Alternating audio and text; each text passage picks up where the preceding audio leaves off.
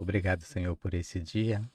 Obrigado por esse tempo em que tu nos pros- proporciona estarmos falando um pouco do que aconteceu em nossas vidas. Amém.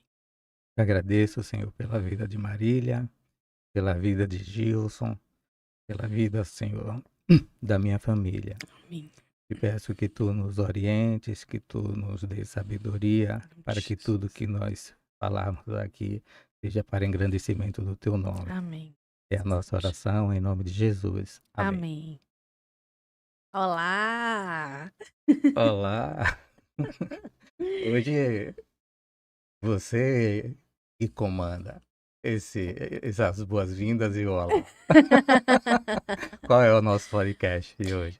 Fé e Lei Podcast. E o tema de hoje é E o número? décima gravação. Certo. E estamos ao vivo, né? É, Estamos evoluindo. Estamos chiques. falando diretamente do estúdio GM, foto e Filme. filmes, né? Isso. GM Filme e Foto. Ou Fica é aqui. foto e filme? É. As ordens do. Gostaríamos de agradecer, né, ao Gilson que está aqui nos comandando, né? É. Nos Fica orientando. aqui na Salvador, em Bahia. Itapuã, ou em Patamar, Piatã, Salvador, Piatã, Bahia, né? né? E aqui o atendimento é maravilhoso, hein? É, e a estrutura também fantástica, né? Perfeito. Pois é. Então nós Obrigada. estamos nos sentindo em casa, Exatamente. Com certeza, né? com toda a atenção do Gilson. E hoje vamos falar de um tema um pouco difícil, né? Não tem ninguém assim que eu conheça melhor para poder falar sobre isso do que você. O tema de hoje é o processo do luto. Quando estávamos conversando sobre esse tema, eu disse, Gelson, eu não tenho condições de falar, nunca passei por esse processo. Graças a Deus, mas a gente sabe que isso é inevitável na vida. Mas aí eu queria que você trouxesse um pouco da sua experiência para ajudar as pessoas que nos acompanham, que estão passando por esse processo, né? Você, você já comentou aqui algumas vezes sobre que você é viúvo, sobre a situação que você passou com sua esposa, né? Na descoberta de um câncer. E eu queria que você falasse um pouco de todo esse processo, como aconteceu desde a descoberta da doença, né? Até o pós-óbito, até porque você estava com a filha, lá eles tinham que na época? 17 anos. Pronto. Você tinha uma filha, né, para cuidar, e eu queria saber como foi esse processo. Aí me diga assim, como foi no momento da descoberta da doença, assim, para você e para toda a família, né? Que eu sei que não, imagino que não tenha sido nada fácil. Para mim também não vai ser fácil falar sobre isso. Mesmo já tendo passado mais de 10 anos, né? Agora em março do ano que vem vai completar 11 anos. Mas Eliane foi uma pessoa muito importante em minha vida. E além de Eliane, tem também a questão da família dela. A família dela tem umas pessoas que são bênçãos de Deus em minha vida. Inclusive o pai dela, né? Nós, eu conheci a Eliane trabalhando em uma empresa onde eu era o office boy e ela era nutricionista, né? Eu tinha acabado de sair do exército, não tinha nem terminado o segundo grau. Ela já tinha 2 formações. Ela já era nutricionista e fisioterapeuta, né? E aí começamos a namorar. Namoramos 7 anos, porque a gente não tinha condições. Ela tinha condições, eu não tinha. Aí um dia conversando com o pai dela, que foi uma pessoa fantástica, que ele me ajudou muito. Ele um dia me chamou e falou, Gelson, olha, você precisa ter uma formação. Eu sei que você está passando por um momento difícil, né? Mas faz o seguinte, faz uma matrícula na faculdade e eu pago. Aí eu fiz a matrícula, fiz o vestibular, passei, fiz a matrícula e ele pagou, né? Pagou a matrícula, pagou a primeira mensalidade e depois eu consegui um emprego a partir da terceira mensalidade. Aí eu disse, olha, seu Abinel, o senhor não precisa mais pagar, né? Então agora eu posso pagar. Aí lá, tudo bem, mas se você precisar de alguma coisa, você me fala. E um dia eu fui fazer um culto de ação de graça lá em Miguel Comum e a Eliane estava. E aí eu disse que queria agradecer algumas pessoas e aí agradeci, né, a vida do seu Abinel pelo que ele tinha feito para mim. E para meu espanto, a Eliane não sabia disso. A família dela, ninguém sabia disso, né? Então por aí você já percebe, né, Uhum. como o pai dela foi importante em minha vida e como ele me aceitou, né? Sim. E Então, como ele lhe protegeu, né? né, Não lhe expôs. né? Porque a família dela é toda dentistas, protéticos, né? Assistentes sociais, fisioterapeutas, né? Então todo mundo com a formação. E eu era o único que não tinha nem terminado o segundo grau, porque eu tinha parado por causa do exército. Então teve a primeira barreira, né? Que a gente tinha que, né? Eu digo, poxa. Aí eu comecei a fazer a faculdade. Qual foi o curso? Foi direito? Não, o primeiro curso foi economia. Depois eu parei e fiz administração, né? E aí eu concluí administração para depois eu fazer direito. E, e aí a gente conseguiu um, um bom emprego e aí a gente casou, né? Em relação a essa questão da descoberta da doença dela, eu lembro que no mês de dezembro de 2011, eu estava no nosso quarto e sentado na cama, ela chegou na beirada da cama e disse, olha, eu fiz uns exames, eu acho que as coisas não vão ficar boas. Acho que eu vou ser diagnosticada com doença. Aí eu disse, por quê? Aí ela, pelas conversas que os médicos tiveram, né? Aí a semana que vem a gente vai pegar o resultado. Aí a gente, na semana que seguinte a gente foi e, e confirmou, né, o câncer na próstata, ou na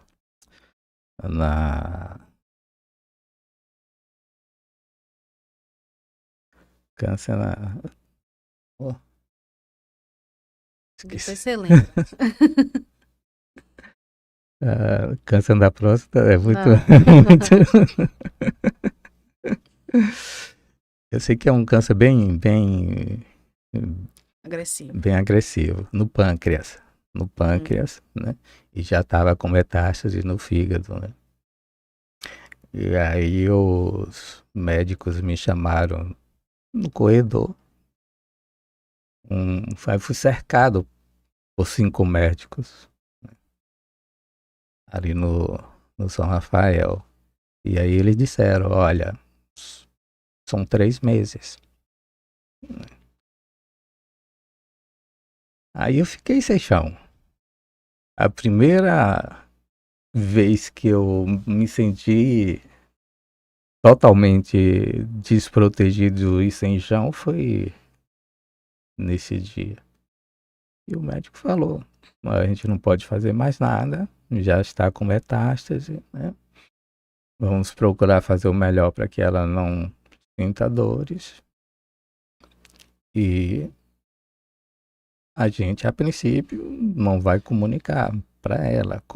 Mas como ela é da área de saúde, né? Ela vai perceber algumas coisas. E aí já procurei uma pessoa para falar, me arrependo até hoje, né? Depois eu liguei para minha cunhada, né? Que já teve um tratamento totalmente diferente. E aí a gente começou a viver essa questão do tratamento dela. Tratamento super difícil, o médico deu 3 meses, ela viveu 1 ano e 3 meses. Né? Mas foi 1 ano e 3 meses que a gente passava mais no hospital do que em casa. E aí a gente, pelas nossas conversas, pelas conversas que ela tinha com as irmãs, ela tinha uma grande preocupação, né? A grande preocupação dela era essa questão de Laís, né? 13 ou 17 anos, terminando o 2º grau, preparando para fazer vestibular, né? E ela tinha um sonho muito grande, né? Ela criou uma expectativa muito grande em torno de Laís, né? E, e aí ela comentou comigo e com minha cunhada que o grande medo dela é o que eu ia fazer depois que ela fosse embora, né? E a grande preocupação era o meu tratamento, né, com Laís, como é que iria ser, né? Se eu estaria apoiando ela, se eu não estaria, né? E,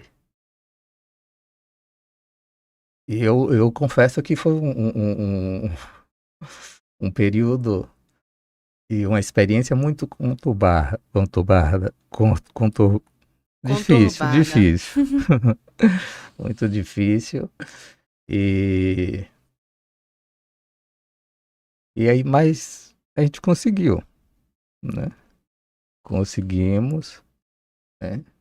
E o que eu recordo muito é que ela, toda vez que a gente ia fazer a quimioterapia, ela ia no carro e tinha um louvor que ela sempre colocava, né?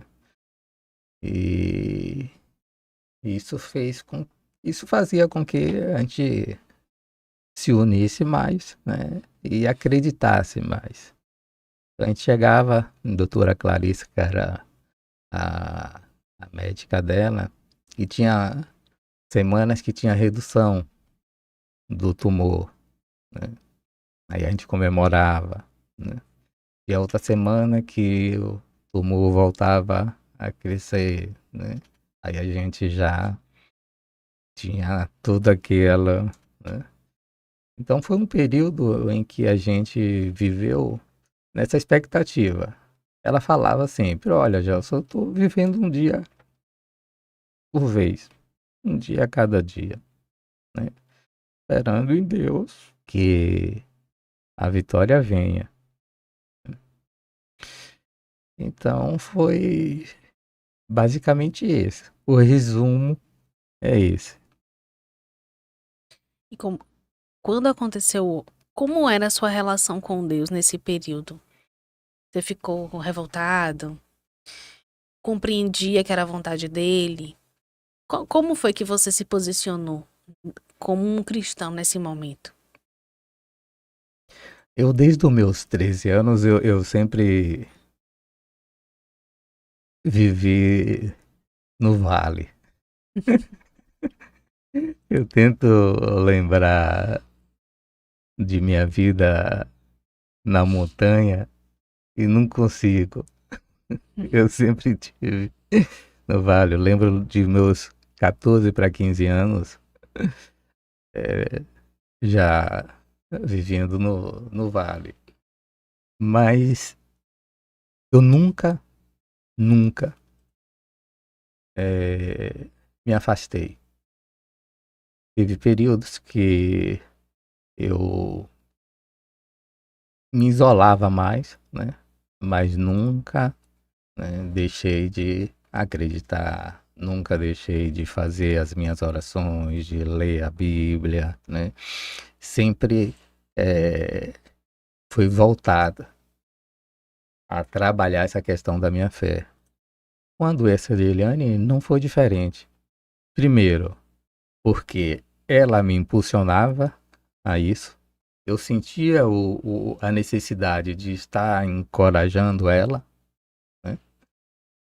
Agora sempre naquela, disse, olha, Deus pode curar,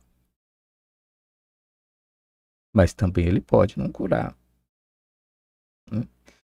E ela também tinha essa. Ela dizia, olha, Gelson, eu sei que se Ele quiser, eu posso, né? Mas eu sei também, se Ele não quiser, eu vou, né? Então, minha relação com Deus nunca foi alterada. Por mais que eu vivesse, por mais que eu estivesse em pecado, o meu relacionamento com Deus sempre é o mesmo. Por isso que eu gosto muito de Asaf, né? E gosto também de Davi. Asaf, por toda uma história, um contexto de lamentação dele, né? E Davi em virtude do coração dele, né? Eu estava lendo essa semana que quando Davi ficou com Batseba, que ele disse que Natan chegou e falou, aí ele disse, puxa, fiquei. Ali não só foi ele não só falou da boca, né? O coração dele falou também, né? E eu tenho consciência de que eu também faço assim. Quando eu sou confrontado, eu não falo só com a boca, eu falo com o coração, né? E por mais que a situação seja difícil, né? Eu sempre estou buscando. E quando ocorreu, né, o óbito dela, como foi, o que foi que você passou pelo processo do luto, você viveu o luto ou você buscou outros meios para poder fugir disso, para esquecer? Buscou subterfúgios para isso? Se começou a trabalhar muito ou buscou outras atividades para poder abafar essa dor? Não, quando ela faleceu, eu disse, olha, eu vou viver o momento do luto. Eu estabeleci, olha, eu acho que 6, 7 meses eu vou viver o luto, não só por achar uma coisa necessária, mas em respeito a ela, né? Em respeito ao que ela fez por mim, né? O que eu sou hoje, eu agradeço a ela, né? O que eu tenho hoje, eu agradeço a ela. Então, eu acho que eu disse, olha, em respeito a ela, eu vou viver esse luto, vou viver 6, 7 meses. É tanto que tinha pessoas que falavam, poxa, por que você ainda está com a aliança? Eu disse, porque eu quero, né? Aí teve um dia que eu cheguei e disse, olha, hoje eu acabo o luto, né? Eu tirei o luto, tirei a aliança, né? Mas esse processo do luto foi um processo que é para adaptar, né? Você passar 27 anos com uma pessoa, né? E depois você olhar assim e não ver mais essa pessoa. Então eu disse, olha, eu vou viver esse luto em respeito a ela. Foi um momento muito difícil. eu sonhava praticamente todos os dias, né? Sonhava com ela dizendo, pô, você tá namorando? Oh, você não pagou a minha fatura do cartão de crédito, né? Então, eu tenho todas essas anotações. Digo, olha, tal dia eu sonhei com a Eliane, ela me cobrando que eu não paguei a fatura do cartão de crédito. Eu lembro um dia que a gente tinha saído, só no sonho, né? E, e tinha parado o carro, e aí ela tava olhando, assim, pro horizonte.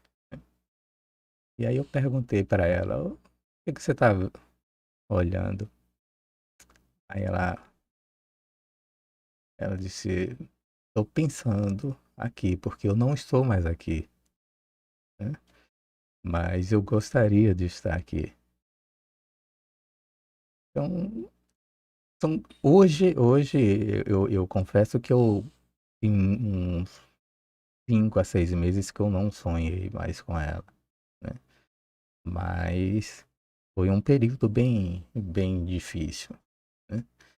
E, e o que me entristece mais nessa questão do luto, né? Do luto ou da morte, e, digamos, no dia 19 agora, o aniversário dela, né? Eu não comentei com ninguém, né?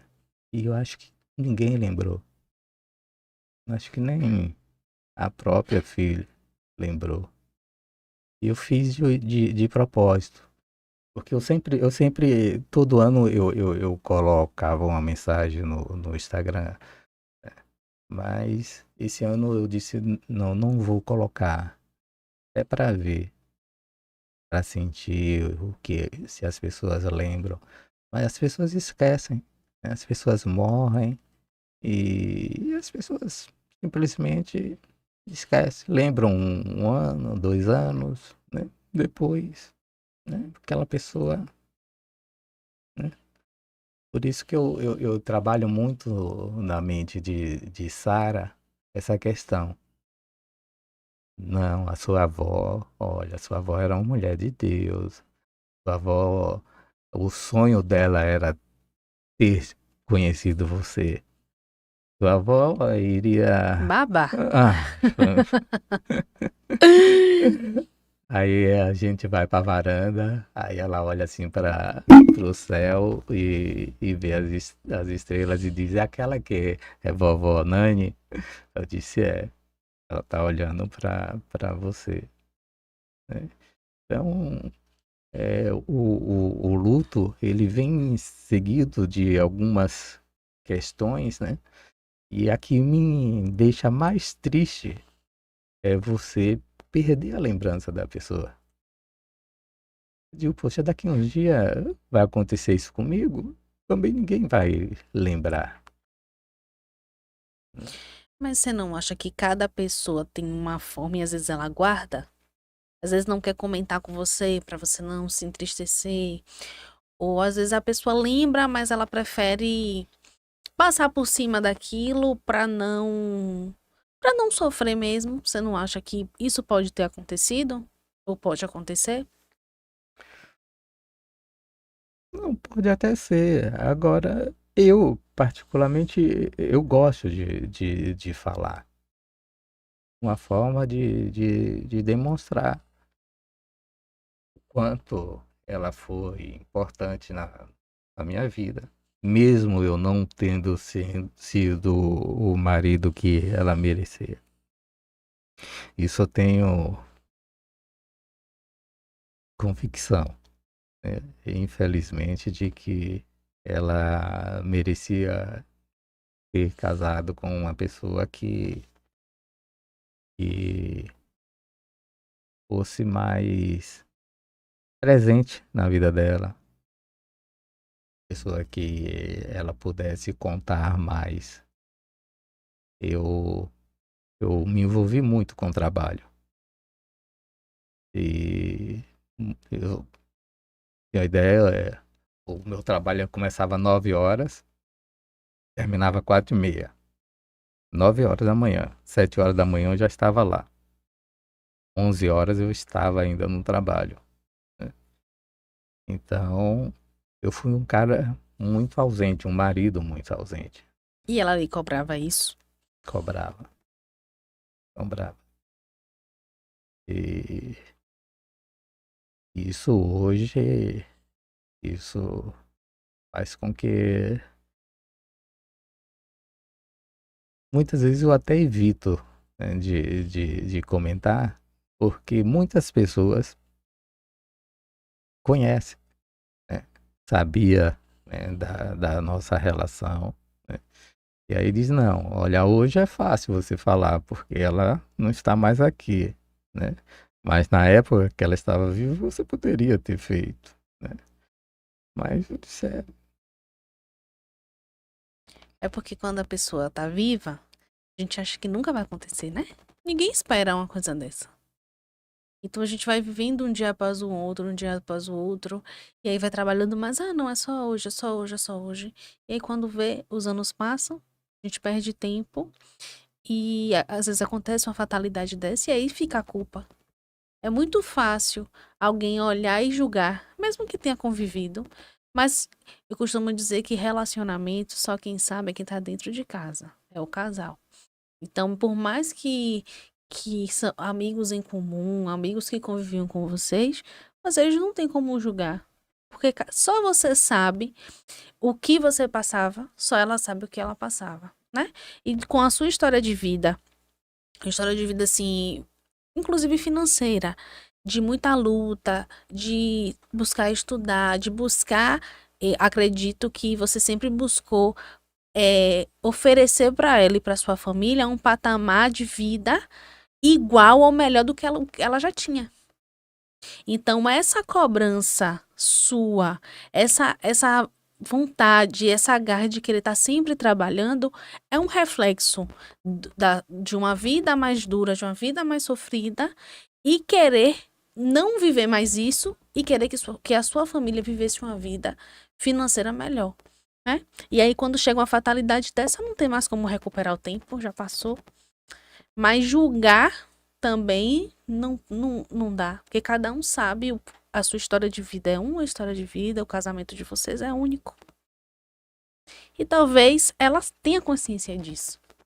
Tivesse consciência disso, não?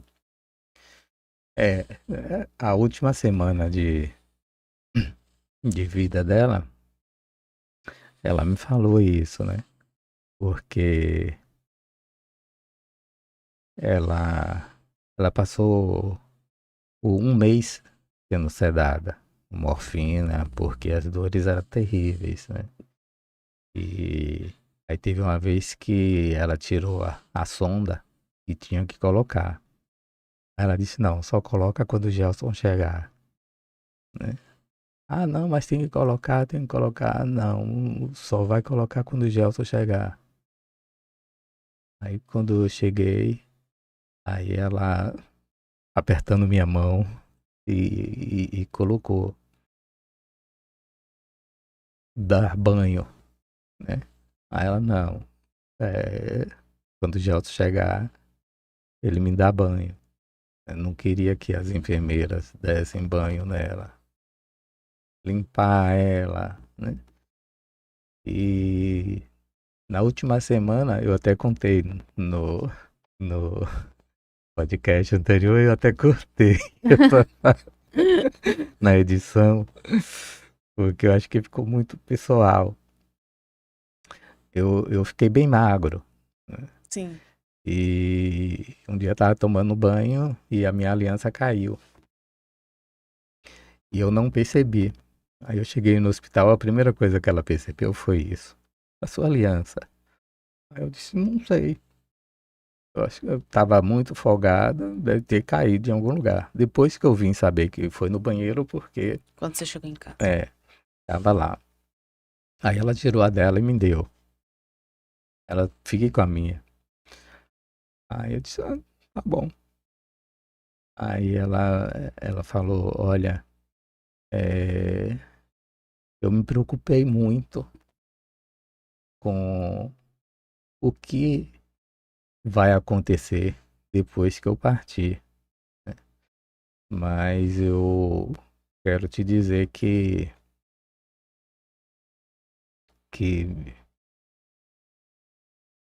o momento mais difícil da minha vida, você estava comigo, você foi comigo.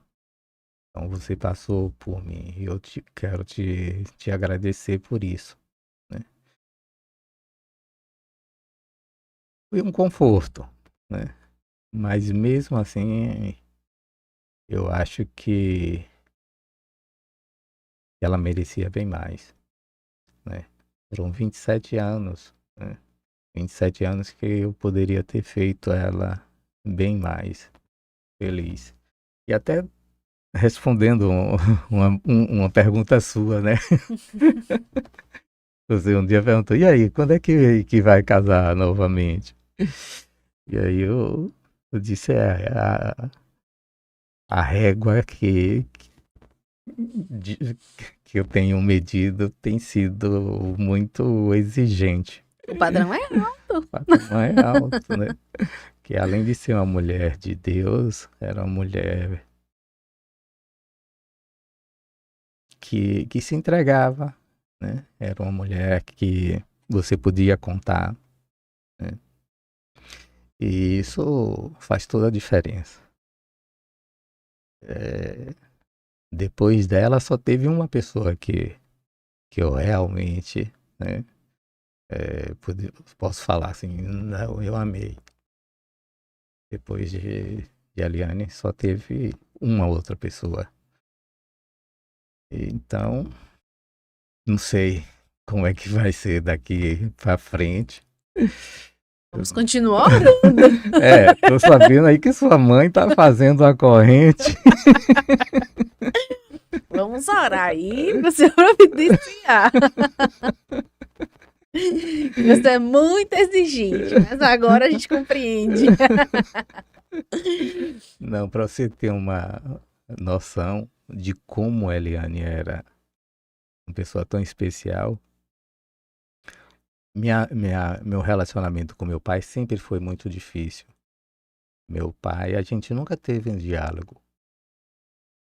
Eu fui ter conversa com meu pai faltando uns 3, 4 anos antes dele falecer. Mas ele gostava tanto de Eliane, que ele morreu um ano depois de Eliane.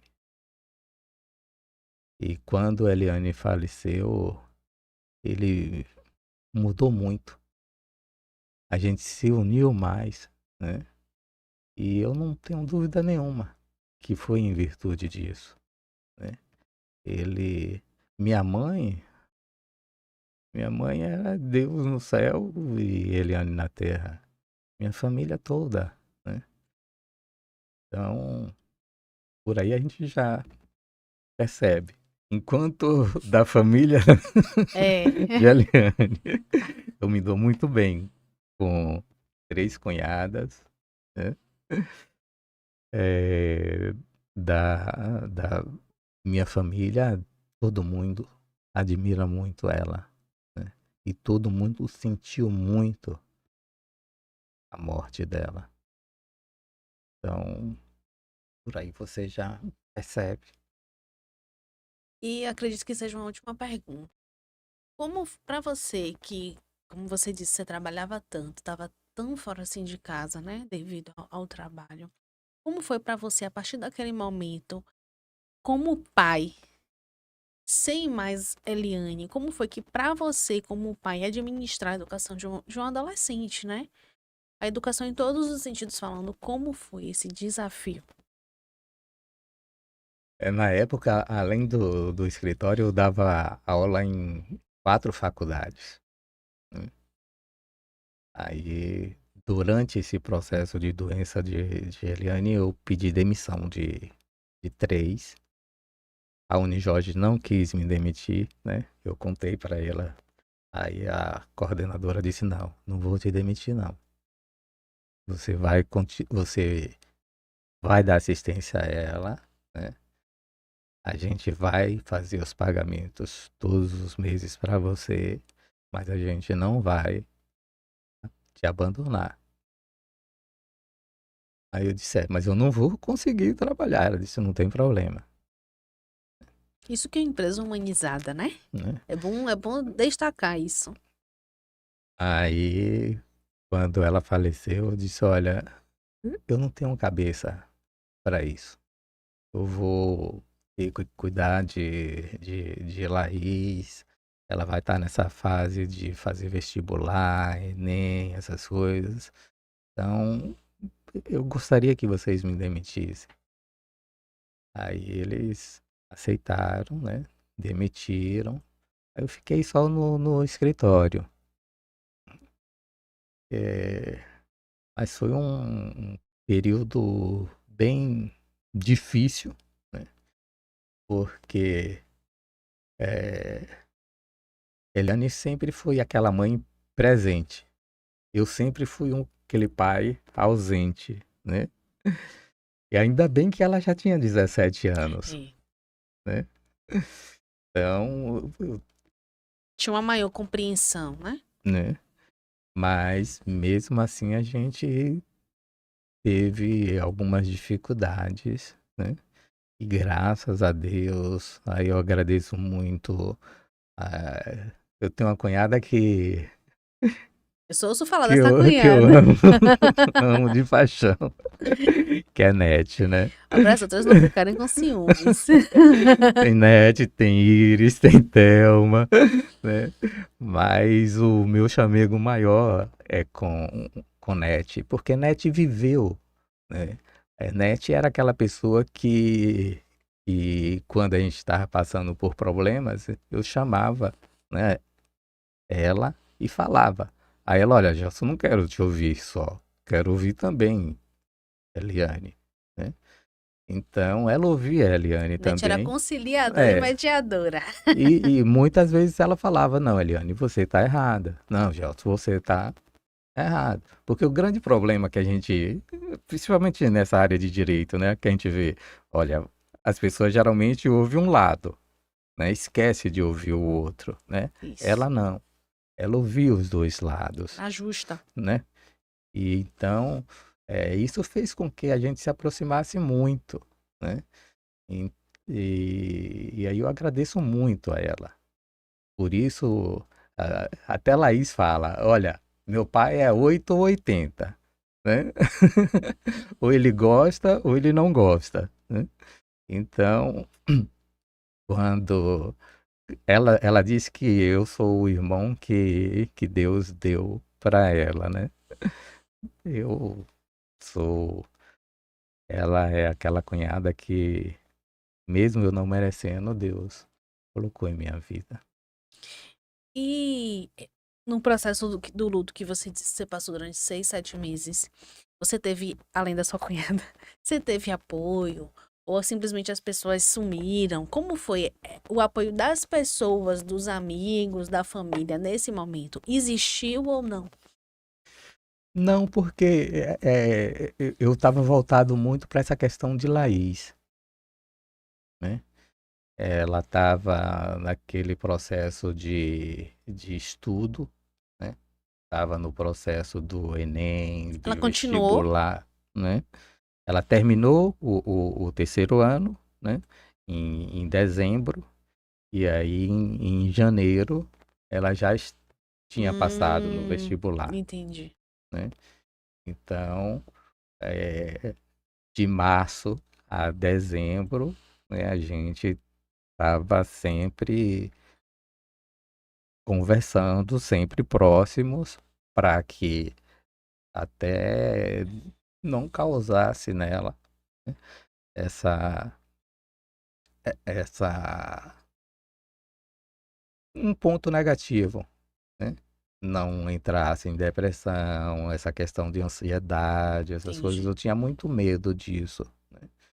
E, e, a, e ela queria um curso bem difícil, É. né?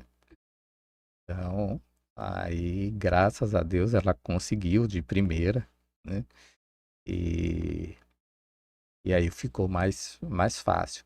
com ela na faculdade, né, na universidade, então já as coisas já voltaram mais ao eixo, né? E aí a gente começou a voltar à rotina de trabalho, a sair, a conversar com pessoas, né?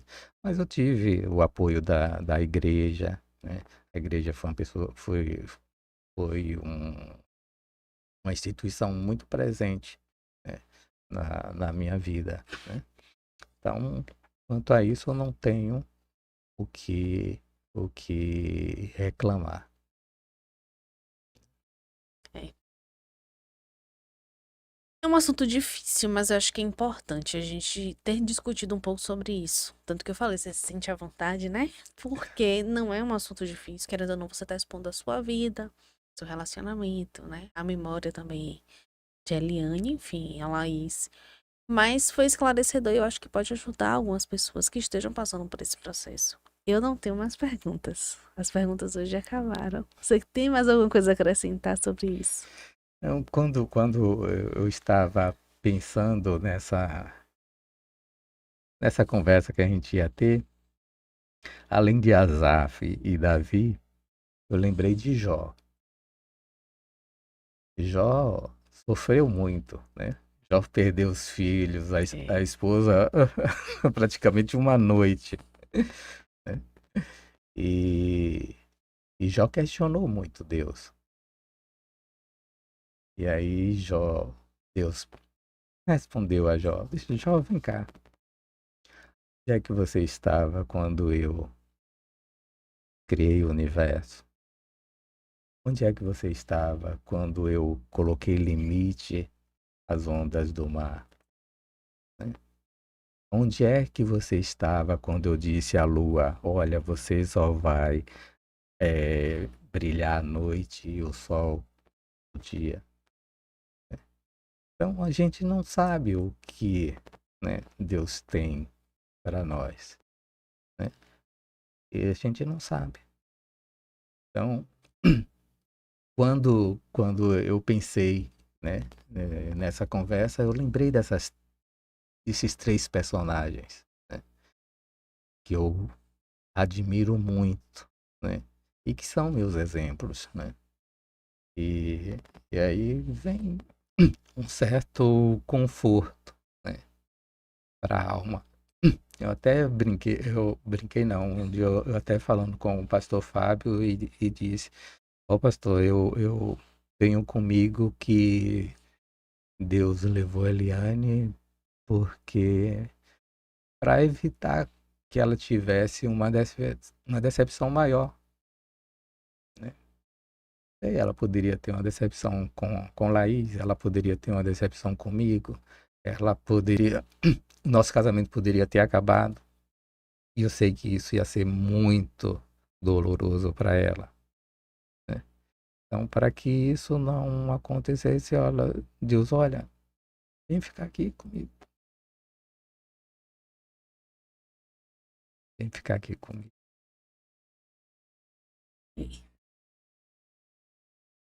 vamos orar. Maravilhoso Deus, eterno Pai, obrigada, Jesus, por esse dia. Obrigada por tua graça sobre as nossas vidas, Senhor. Obrigada porque o Senhor permitiu que hoje pudéssemos, Senhor, gravar mais uma edição do Feli. Obrigada, Senhor, porque nós sabemos que esse trabalho foi o Senhor que plantou no nosso coração por algum propósito e objetivo que o Senhor tenha que ainda não sabemos. Muito obrigada. Continua, Senhor, conduzindo o nosso dia, as nossas vidas. Nos dá um dia de paz, de tranquilidade. Abençoa, Senhor, as pessoas que têm nos assistido, que têm apoiado, Senhor, esse projeto. Que o Senhor, em nome de Jesus, continue conduzindo todas as coisas, trazendo aos nossos corações os temas que deverão ser abordados, Senhor, nas próximas edições. os convidados que virão, Senhor, aqui, e que todos os dias o Senhor possa continuar conduzindo os nossos sonhos, os nossos projetos, e que o Senhor possa, em nome de Jesus, cumprir os teus propósitos nas nossas vidas, na vida da nossa família e de todos aqueles que têm nos assistido. Obrigada por tudo, abençoa o Gilson que está aqui, nos ajudando, Senhor, a operar esse trabalho, que o Senhor possa, Senhor, abençoá-lo de forma abundante, Deus. Em nome de Jesus eu te peço, continua conosco e que a cada dia mais possamos falar mais um pouco sobre o teu amor, sobre o Evangelho de Cristo, de forma genuína, ó Deus, e que as pessoas que vierem aqui para poder falar também, Senhor, sobre os temas que nós temos proposto, venham, Senhor, falar de acordo com aquilo que tu queres passar para as pessoas que têm nos assistido. Em nome de Jesus eu te peço, continua conosco. Amém. Amém. Pois.